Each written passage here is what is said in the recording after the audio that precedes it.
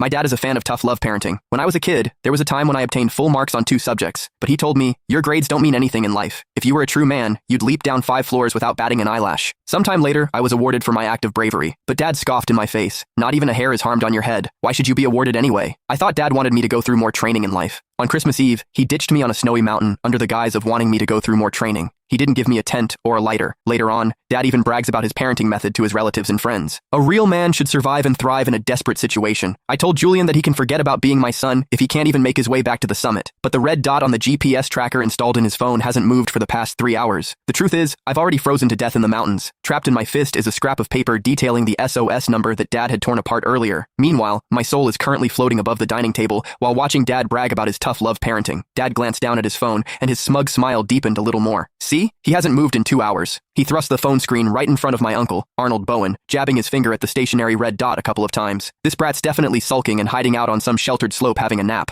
I know him too well. The moment he runs into any difficulty, he wants to curl up and hide, just like his mother. I told him that if he doesn't make it to the summit by midnight tonight, I'm cutting off his living expenses for the next semester. I floated above the dining table, bitterness flooding through me. The blizzard hit out of nowhere, and I lost all sense of direction. As hypothermia took hold, I started hallucinating. I even tore off that flimsy windbreaker Dad had grudgingly given me. Right before I died, I still fantasized that Dad might come to save me. Uncle Arnold's wife, Ethel Gallagher, shrank her neck and glanced at the howling snowstorm outside the window. Trevor, this snow looks serious. The news has already issued a yellow alert. Has Julian dressed warmly enough? Dad swallowed a piece of steak, then raised his glass and took a satisfied sip. I gave him a windbreaker, and he's got thermal underwear underneath. That's more than enough. A man's gotta be able to handle the cold. Back in my days in the military, I used to run 3 miles shirtless in minus 22-degree weather. Now that's what I call tough. I sneered from midair. His so-called shirtless 3-mile run was nothing but a drunken tall tale he bragged about to his army buddies. He'd turned his own drunken fantasies into truth, and then mercilessly imposed them on me. But Dad, I was already stone cold dead. I floated right in front of Dad. I wanted to tell him that I had tried my hardest, that I had wanted to keep climbing, but my lungs felt like they were exploding, each breath like swallowing knives. My legs had gone numb long ago, all because of the single-layer hiking boots he forced me to wear to toughen up my will. I screamed right in his face, "Dad, I'm cold! So cold!" After muttering something under his breath, he picked up his phone and held down the voice message button. "Julian, quit playing dead. I see your location hasn't moved. Are you staging a sit-in protest against me? Well, let me tell you, it won't work. If you're not at the summit by midnight tonight, don't even think about going back to that crappy college of yours. You can go work on a construction site instead." His finger lifted, and the message was sent. I stared at that familiar chat window. The last message was still the one I'd sent him 3 hours ago. "Dad, I can't breathe. Is the medicine in your bag? I think I forgot to bring it." His reply was, "Medicine? I already threw it away.